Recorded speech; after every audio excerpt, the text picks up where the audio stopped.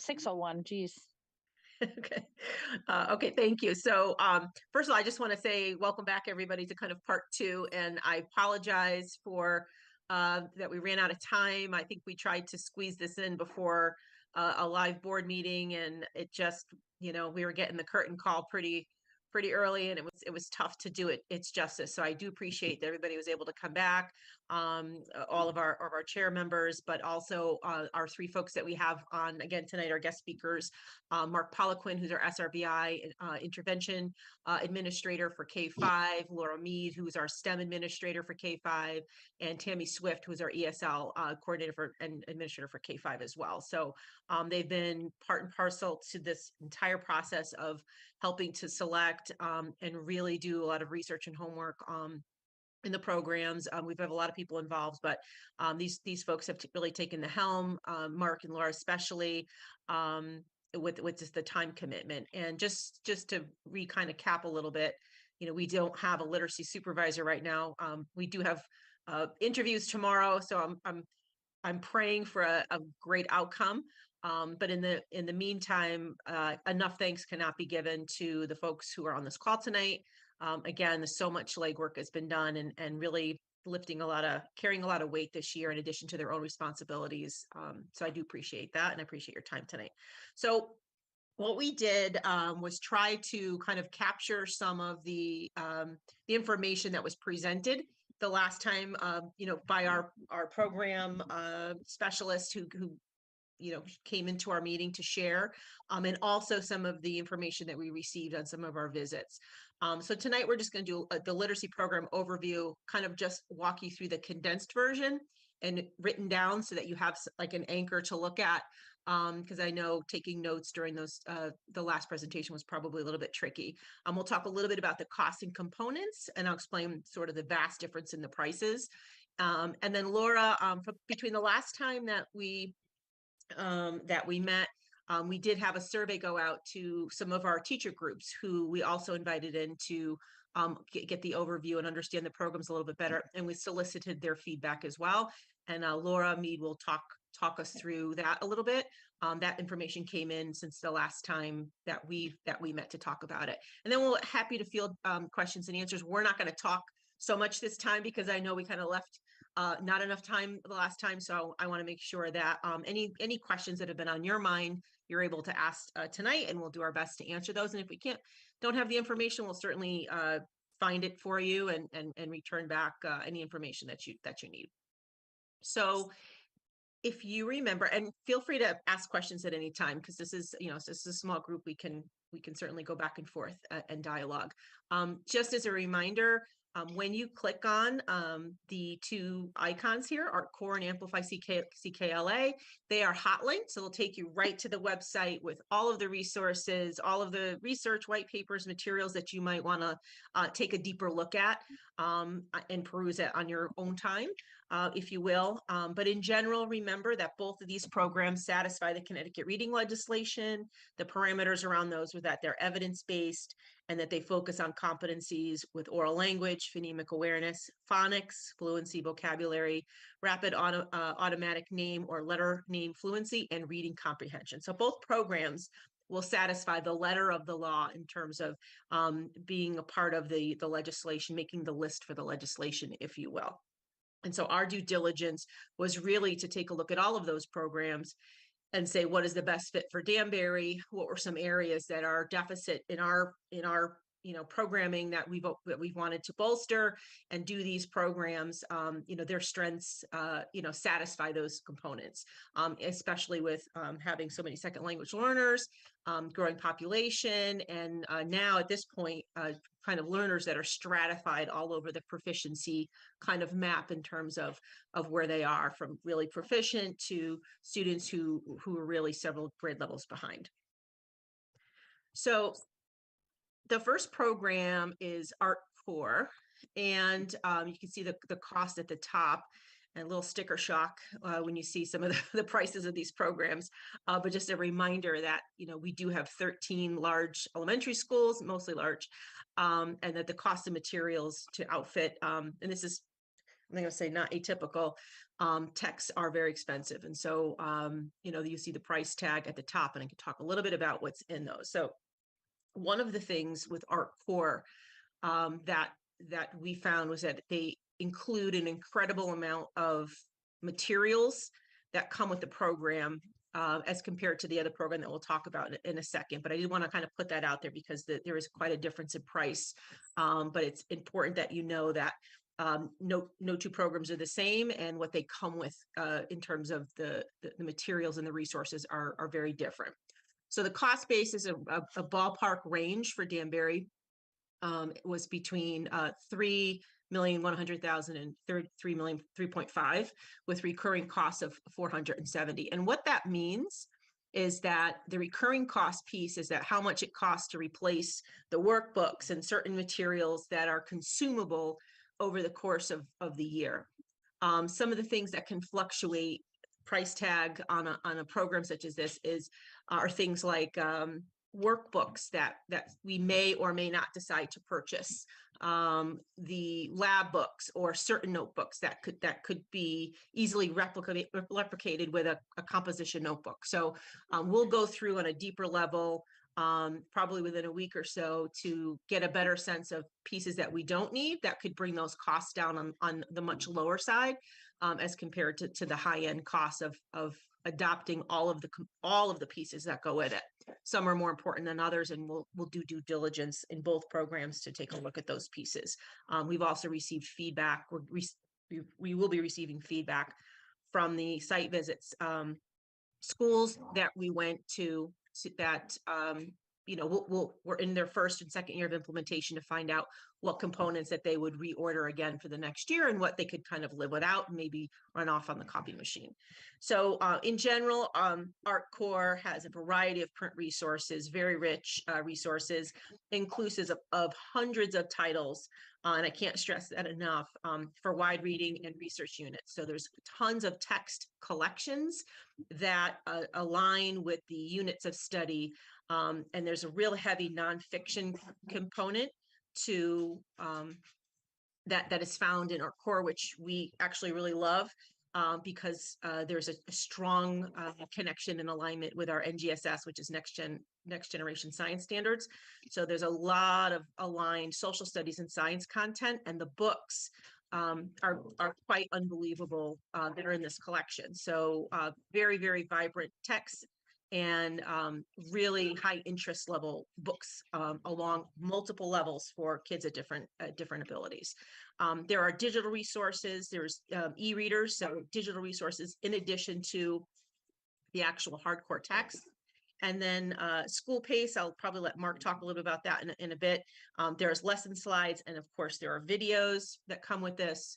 The assessment piece in Ark Core, I'm sorry that my dog is trying to get a cookie. George, can you please, she's not gonna let this go. Thank you. Sorry. My dog is demanding some snacks right now. And a great time.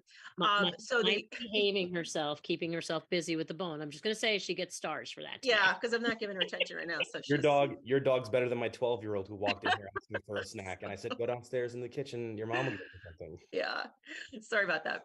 Okay, so the assessment piece and the IRLA, Independent Reading Leveling Assessment Toolkit, is probably one of the most impressive components of Ark Core of all the programs that we looked at. And it's one that I think was really stood out in terms of, will this help further and grow our readers and put tools in the hands of teachers that they need to make diagnostic instructional decisions, and then to be able to apply a prescription in the form of instruction. And that is what the IRLA does. School Pace is a data warehouse, so that when we have this information, that we're entering this information in, this very explicit, detailed information about where students are in real time, that we have a warehouse that helps to create a dashboard to analyze performance, and so that teachers can help them process and assess student goals.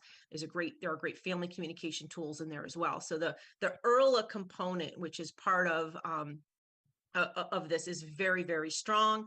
That we find that the phonics components, the early literacy piece is very strong in this particular program, something that we're very interested. As you know, some of our students that come to us, needed additional work in the early grades. They may not have had a preschool experience. So we think that this is a really strong component for us. Kara, can I just jump in real quick, Kara? Yes, absolutely, Mark. Go ahead. In regards to the ERLA, one of the things that, I'm sure Laura is going to share with everybody is, teachers were looking for resources to help support the deficits that they have in the classroom. And one of the things that really is attractive about the ARC program is the ERLA, because it has such a diagnostic method of addressing the needs of the particular group of students what the teachers will be working with.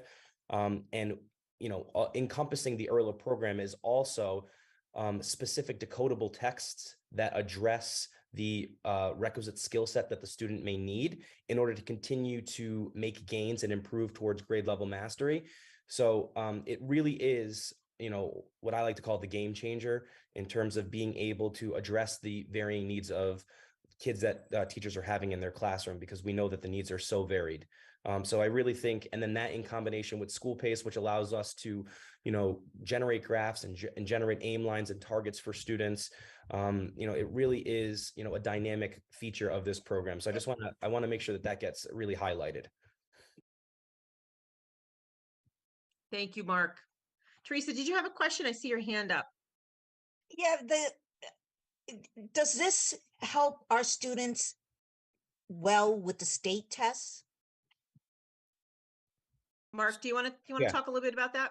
Yeah. So, the demands of the state test are they're very rigorous, and they're high leverage. In order for us to get students ready to tackle that type of work, the work in the ERLA will really kind of target the gaps in which they possess to help move them towards grade level mastery. Another great thing about the ERLA is for those kids who are either close to grade level mastery or already mastering grade level standards, they're able to work with texts that are highly cognitively complex and really deal with some challenging content that will help them in their preparation for the state assessment. So the reason why I love the ERLA is because it does meet the needs of all the kids. Those kids that are super high flyers and they're really strong in the grade level content, it gives them the opportunity to push. It gives them the opportunity to kind of reach those high leverage standards that we want them to hit on. But for those students who are struggling and those students who need a little additional support, it has that prescriptive approach to help them fill those gaps and get them to where they need to be in terms of moving towards grade level mastery. So I think it hits on both areas. It does prepare the students well, and it also does fill the gaps of those kids that we need to really work towards supporting. And I just want to jump into it just to add on to what Mark said. Teresa, it's a great question. When we look at any state assessment, all of our state assessments, whether they be reading, math, or science, are heavy in literacy. They're a very literacy academic focused. And just as Mark said, I think it would bode well for our students because they have those specific skills and strategies that the kids need, kind of almost agnostic of content, right? Whatever content they're digging into and learning. So the short answer is yes, Teresa. And then you got mine and Mark's long-winded answer. And then also in addition to that, Teresa, one of the biggest pieces that we see on the state assessment is the academic vocabulary.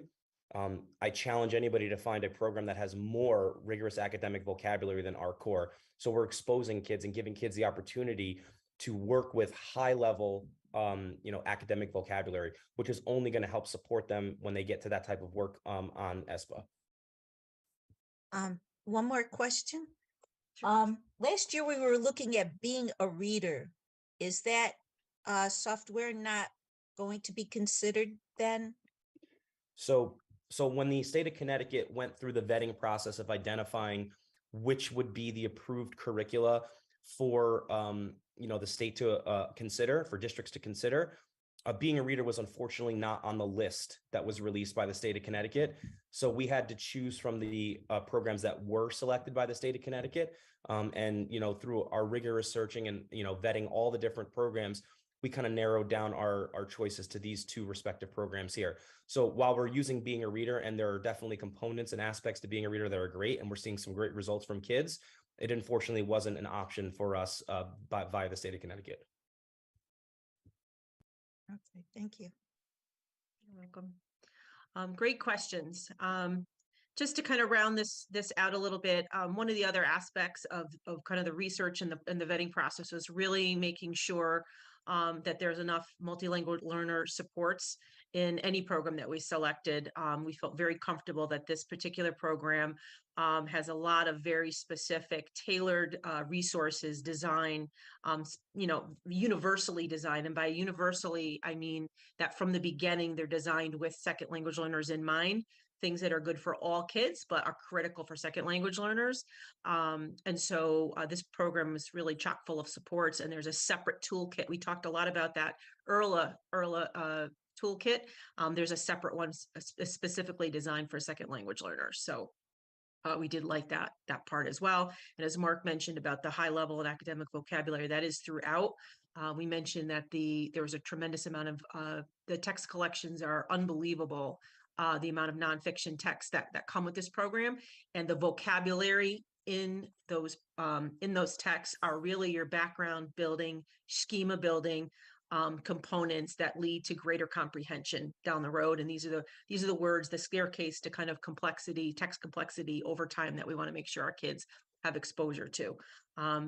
Even the adults with this particular program, when we put down the materials in the rooms, physical materials in front of folks, it was like eye candy. The texts are so beautiful and so wonderful and so diverse. So it is definitely was kind of a favorite amongst the adults, and because of just how incredible some of these texts were. So at some point when we go down the road, I'd love to have everybody take a look at those, because I think you'd be quite impressed as well. And yes, Teresa. Wouldn't it be a good idea to wait until you get a literacy supervisor who would be in on the ground floor with this program? Yes. So we've come down to the road. These are our last two programs. We've done as much research as we can at this point. We do have literacy interview tomorrow.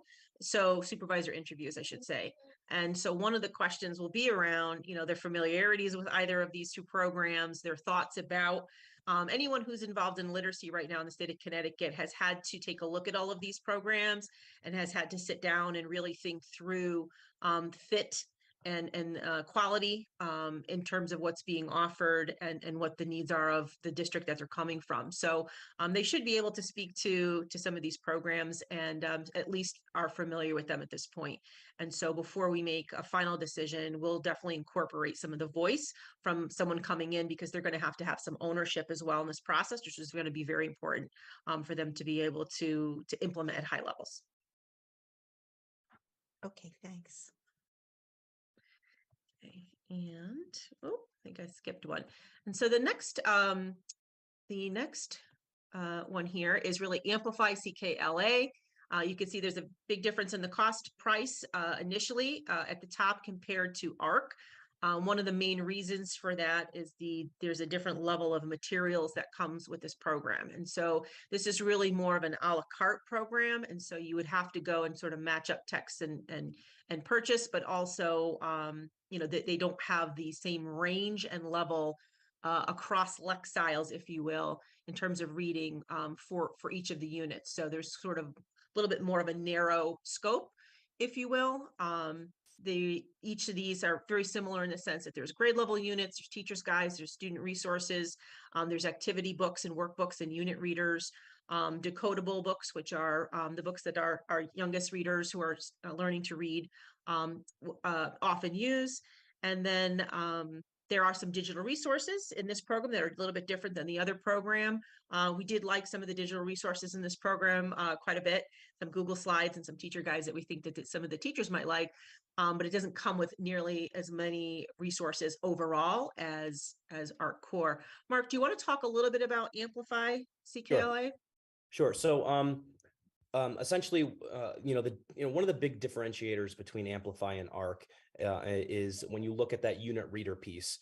It kind of brings me back to my when I went to school and I had my reader book that had all the collection of stories in it, and then I would go meet with my teacher and we would read a story out of the reader. It's akin to that. Now it's far more engaging than that. It's more complex than when I was in school. But that is essentially the text for the requisite unit, is that every kid is reading the same book. It's akin to what we would call a basal reader. And once we get into grades 3 through 5, there's no longer a decodable reader. It's assumed that students are reading at grade level. So the only books that they have available to them, unless you purchase the additional libraries that Amplify offers, all students will be reading the same book. So we found that to be just one of the things that was a differentiator for us, a big game changer for us between Ark and Amplify. Another piece is each of the digital resources, the slides and the online student resources, they're all an additional cost per student, and they're a recurring cost every year. So we have to buy those licenses each year for the teachers to have access to the slide decks and the e-readers for the students in the classrooms. So while the price looks favorable, if we look deeper at all of the different options that we would likely need to purchase with this program, we get closer in line to what Ark looks like. So that's something to really consider. That we don't really have the opportunity for providing students who are not at grade level opportunities to engage in authentic text. Like with Ark, in every library, regardless of the grade level, there are books that are 2 years above grade level, and then there are books that are a year below grade level within that same thematic unit. Our Amplify also has thematic units, but again, it lives within that single reader. So when we saw that, when we were in Malden Public Schools, that was one thing that kind of jumped out at us. Laura and I had a conversation with a third grade teacher that was delivering it, and every kid was reading the same book. So that's one of the biggest differentiators right there. Great. Thank you, Mark. Again, in this program, there were multi-language learner designated supports, and there was also good high-level vocabulary in this one as well. And I particularly remember the visuals on the slide decks. I thought those were helpful. But again, kind of compared to Ark Core, I didn't get that same wow factor in terms of the overall number of resources for there. I want to have Tammy talk a little bit about her thoughts on the second language learner, the multi-language learner supports in both programs. Tammy also, accompanied us to the visits as well, and saw these programs being implemented with second language learners, and also had a chance to kind of interact with some of the materials. And she also has, as a parent, she has 2 children in the Wallingford Public School System that use the ERLA from Ark Core, and she has a little bit of experience with that. So Tammy, if you can give us a few of your highlights, that would be great. Sure. Yeah, I do have a little bit of that parent side experience with the ERLA, as Kara just mentioned, but to speak about the multilingual learner piece, what was really nice to see with the Ark Core was just the high level visual aspect and the multi-level text. I think in our classrooms, I think teachers would really appreciate, as well as the students, having multiple levels available on the same topic that all students are reading about or researching. And the visual supports in the books, they don't look like they're a lower level or higher level. So there's multiple levels.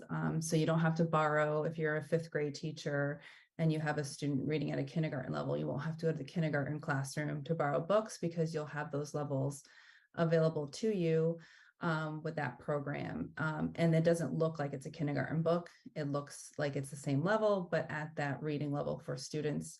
So that was something that we noticed in classrooms at the school that we visited, as well as with the materials that we looked at. A lot of nonfiction and high engaging images, diverse images that would represent our own student population in text. And then with Amplify, I think the struggle that would be for us with our multilingual learners is that it's all one text that all students would be reading and would not have access to different levels. So that I think would be a struggle for our teachers to work with different levels of students in their classroom. But we did see that there's graphic organizers available with CKLA. As far as the ERLA piece, as a parent aspect, my own children use that in Wallingford Public Schools where I live. And so what is nice is that the teachers can work on specific skills in terms of literacy. So they screen the students using the ERLA, the cold read. They're leveled at a certain level, and then the teachers understand like which level a student is on, and then they can pull a small group to work on whatever skills they need, whether it be sight words or fluency or things like or phonemic awareness. And then the that ERLA toolkit will give lessons and skill tests for the teacher to do with the students in that small group.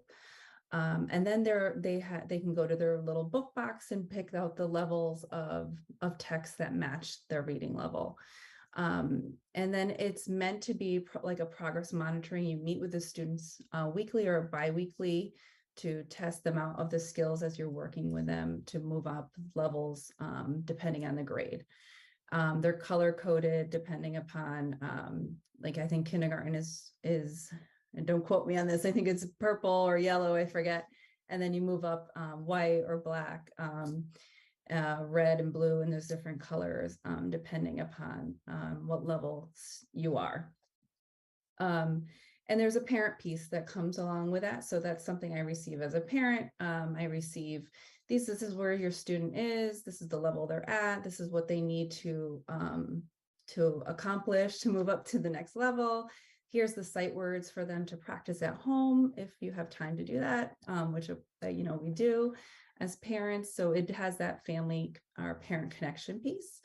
So that's my parent view with my own children with the ERLA. And then on the teacher end of it, which I don't see as a parent, the teacher can put it into the school pace, and it tracks them where they are and what they're learning and what they need.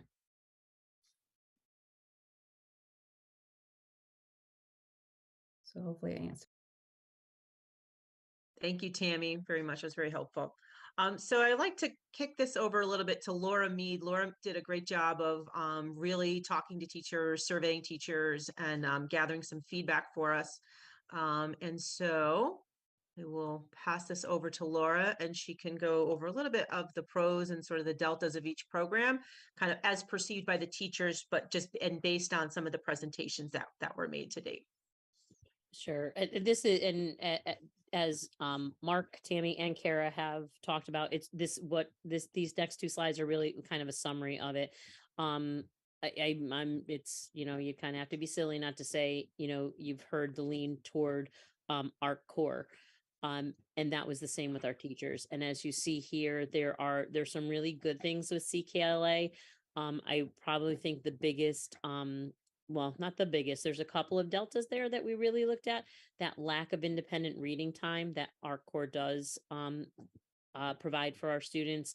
It wasn't visually appealing from the get-go. We had principals in the initial principals, teachers, we had everybody. And in those initial views of the program, that was one of the things that was not visually appealing. And the fact that Mark already brought that up, that, we do have kids that go into 3rd, 4th, and 5th grade and need some still decodable text and things like that. And that's where Amplify sort of fell short. If you go to the next slide, Kara. Obviously you can see here, there were a lot of positives. I had teachers calling me, texting me, emailing me, Laura, please, we have to go to the Ark Core. I'm like, hey, not my decision. This is, we're going through our due diligence with all of this. Some of the things that they really liked, if like, I don't know, 3rd or 4th bullet down, maybe fifth, the same structure across grade levels. That's pretty important to our district when, we have a teacher who might be a kindergarten teacher this year, and then there's a vacancy and they move to fifth grade. That structure of a program that says, okay, I know I follow these 4 units. I know, they're kind of structured the same way. They're aligned to NGSS. They love that. The other piece that the teachers did love was the ERLA. They said in anything that we have had in the recent past, when I say recent past, it's probably been 20 years since we've looked at a program. I was in the classroom then. And ERLA gave them this feel of knowing exactly where kids were and how to move them. That was one of the biggest pros that a lot of teachers spoke out about that really lacked in CKLA. When we asked even in the presentation, we were teachers and principals specifically asked, well, what's the structure like for small group instruction? And there wasn't very much. And again, it's really just kind of everything that everybody said. The feedback was definitely tilted toward the Ark core teachers who spoke, and we had everybody. We had from veteran teachers who have just had to learn a new program to veteran teachers who've had to learn numerous programs to new teachers who just have learned the one that they're in this year. So it was a nice compilation of people who really gave us feedback on the programs. Thank you, Laura. So that's really the kind of high level overview and probably hopefully just enough details that you get a sense of the programs and kind of where folks thought about those. We definitely want to make sure we leave a lot of time this time around for questions. That's the most important part. But we wanted to make sure it was anchored in some information in a summary format so that everybody had a chance to just refresh themselves from some of the things that we heard last time that we were together. So I'm happy to answer questions. Thank you. We appreciate all the work that went into all of this. So thank you.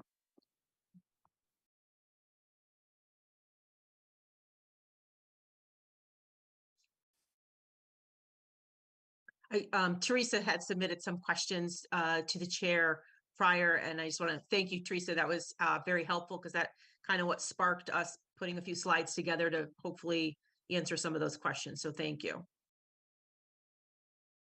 I've got to confess, I was talking to the former years ago, Mr. Moore, who used to be in charge of the program in Danbury, the reading program. And he was delightful, and he gave me those questions to make sure that we continue the great work in Danbury. It's good. Those are good questions. Laura Mead is beaming over there. It's a good one to go to. Teresa, so I have to tell you, Mark and I actually attended a wedding and Ned was there. And actually, when I was first hired in Danbury, he was in charge of literacy and one of my most amazing mentors. So I have to tell you, as we were embarking on this, Mark and I were at the wedding and we said, hey, Ned, we're looking for, and he said, the one thing he said to me, look for a program that has a strong writing component. And it's funny that you say this and bring up Ned. And I have to tell you the writing component in CKLA is basically reader response, right? Constructed response to questions in literacy. Ark Core has both that, which we desperately need, but also an independent, writers study, how do authors become authors and that piece. So that was the one thing that stuck with me, Teresa, when Ned said that. And I kept, so when you talk to him again, you tell him Laura Mead was pushing for what Ned said. I will. And Teresa, also, because you had that great question about, the state assessment with ARC, the constructed response lives within the reading, which is what we want kids to be able to do, is respond to reading and critically think about what they're reading. But the great thing about it is their thematic writing units are also aligned to whatever reading unit they're working within. So this way there's cross connection between what they're writing about and what they're reading about as well. Thank you.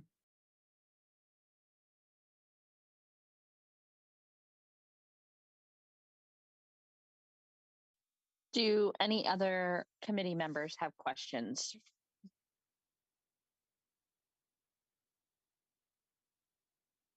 Are there any board members that are not committee members on the call that have questions? No questions on my end. All righty. Lauren? Yes.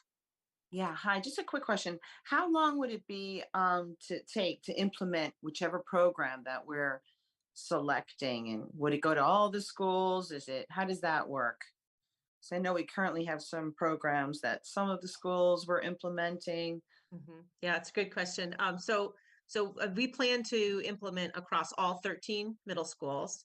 The question that we're wrestling, I'm sorry, I said middle schools, elementary schools. The questions that we are wrestling with right now is about whether to do K3 in year 1 and then do 4-5 in year 2, or to do K5 all at once, which would be a lot.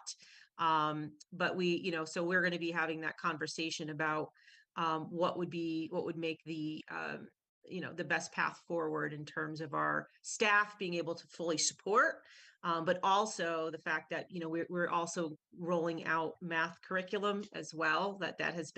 We've been moving up the grade level each year with our math program, and so grades 4 and 5 are slated next in the roll up, and we've been doing that slowly over time. And so for the grade 4-5 teachers, this could be quite the convergence of new materials all at once. And so we want to be really mindful.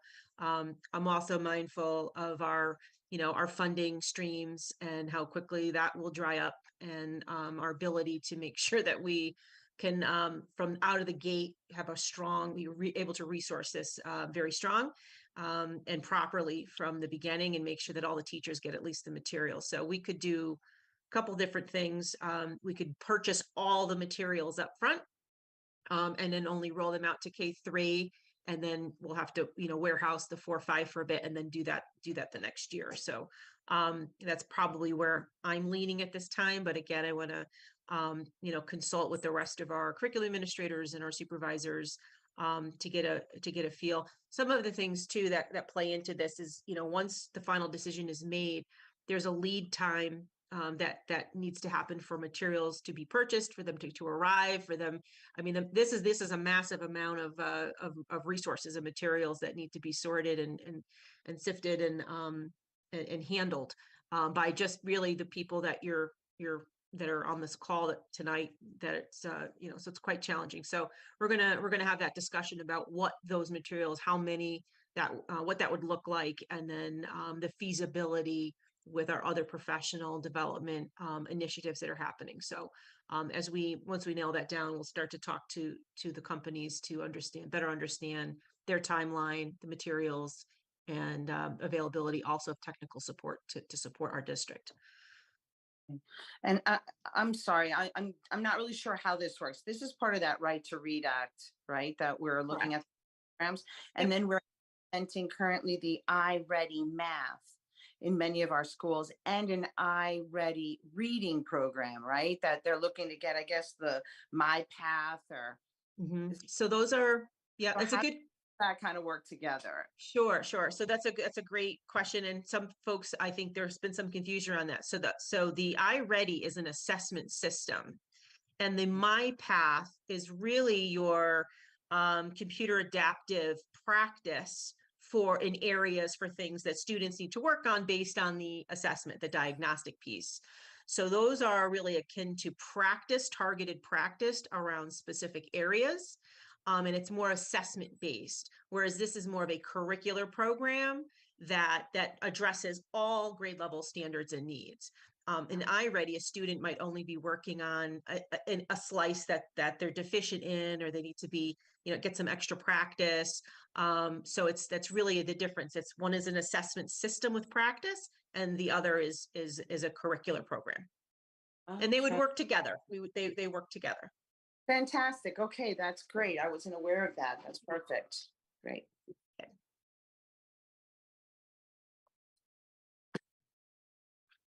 Anyone else have questions? Oops. I guess with one more question, if you don't mind. Teresa has a question. Oh, sorry. Oh, I just Sorry, Michelle. Is the Ark cost in this current upcoming budget? Yes. So So we have, so there are some Esser funds designated currently for, as a placeholder with this in mind. Thank you. Yes.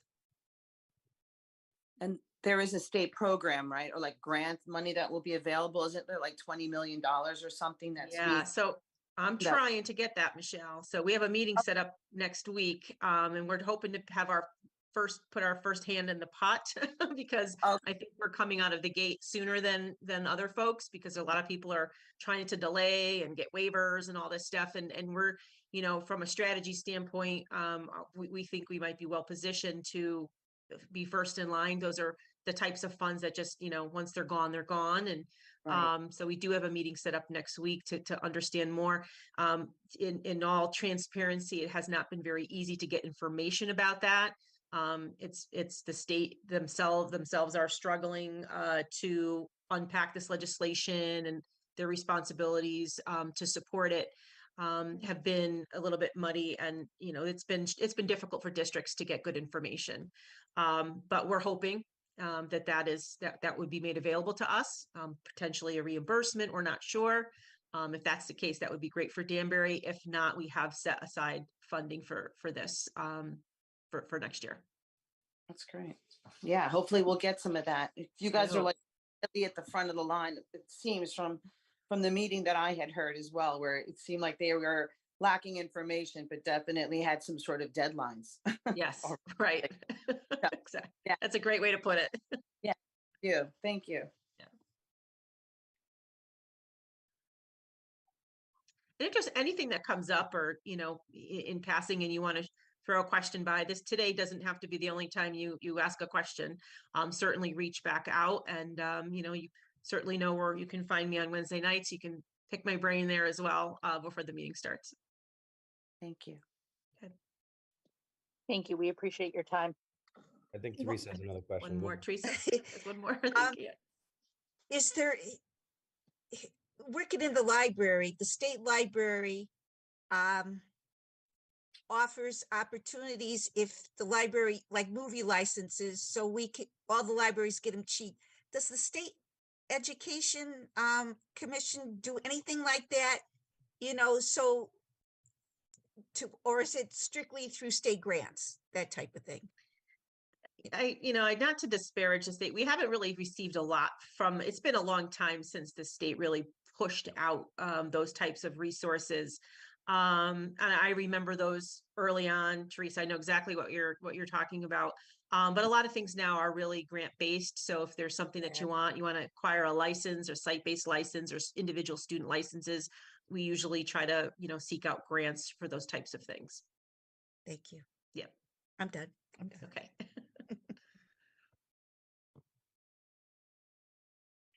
Okay, Lauren, I think we're good. All right. Well, thank you so much for your time, everyone. And thank you for putting this together. Very informative. And then if we need another meeting to, do anything, let us know and we'll make those arrangements. Okay, great. Thank you very much. Have a good night. everyone. Thank too. you. Thanks. Take care. Bye-bye. Night.